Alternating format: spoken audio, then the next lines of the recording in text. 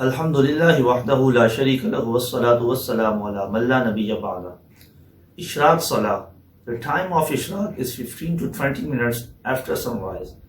Ishraq Salah comprises of 2 or 4 rakats, the reward of which is equal to 1 Hajj and Umrah.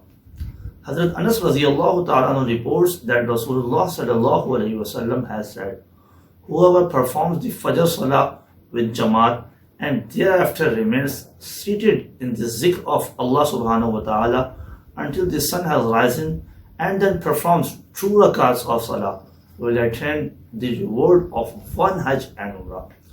Hazrat Anas radiyallahu ta'ala reports that Rasulullah sallallahu alayhi wasallam further added, complete. Hazrat Hassan bin Ali radiyallahu ta'ala reports that Rasulullah sallallahu alayhi wasallam has said, whoever performs the Fajr Salah and thereafter remains seated in the zikr of Allah subhanahu wa ta'ala until the sun has risen and then performs 2 rakats of Salah, Allah makes it haram on the fire to burn or devour him. Shu'abul Iman. Wa akhiru da'wana anil hamdulillahi rabbil alameen.